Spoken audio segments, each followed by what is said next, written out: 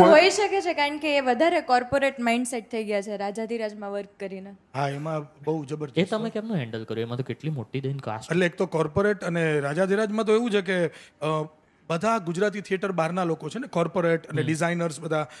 તો મને કોઈએ પૂછ્યું કે રાજાધિરાજમાં તમે શું શીખ્યા, તો મેં કીધું ઇંગ્લિશમાં ડિરેક્શન કરતા. કારણ કે બધું આમાં એમ કે અહીંથી વાં જાવ એમ કે can you please come here. અમારી ડિરેક્ટર એમ કે ત્યાં can you please come here. અમે એમ કે ત્યાં ઉભો અહીંયા ઉભો રહે, તને અહીંયા રાખવાનું કીધું છે. ત્યાં એકદમ પોલાઇટલી કે એટલે એક દિવસ Shruti is the director, I am the creative producer. તો એક દિવસે નહોતી તો કંઈક હતી અને મેં કીધું કે આ સીન હું જરા બ્લોક મારે, હું તને કહું આમ કરાય. તો મને કે લો માઇક આપ કીજીએ ये. તો મેં એમ કીધું ને કે उसको लाओ यहाँ से रखो वहाँ पे. આપણી સ્ટાઇલ હોય ને એકદમ કાઠિયાવાડી ખુલીને. તો થોડીક વારમાં બધું હલબલવા માંડ્યું, પાછળથી માણસો આમ જાય, 2-3 આસિસ્ટન્ટ ડિરેક્ટર આમ વહી ગઈ.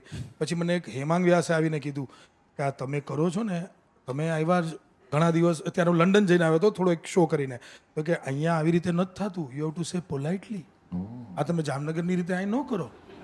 તો હું ત્યાં શીખીને આવ્યો કે ડિરેક્શન પોલાઇટલી એ થાય. Can you please come here, પણ અમારા લોકો ન આવે 2 દિવસ સુધી. એ માને જ નહીં.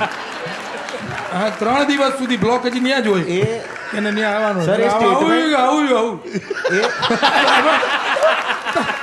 તમારે એને કેવું પડે કે ભાઈ હવે તને આઈનું કીધું છે ત્યાં આવું કરસ, તો કે હા ઓકે ઓકે તો આવી જાય. મેં આટલું સટલી કોઈને માવા ખાવાની મિમિક્રી કરતા નહીં જોયું જે વચ્ચે તમે સરકાર આવો આવો આવો આવો.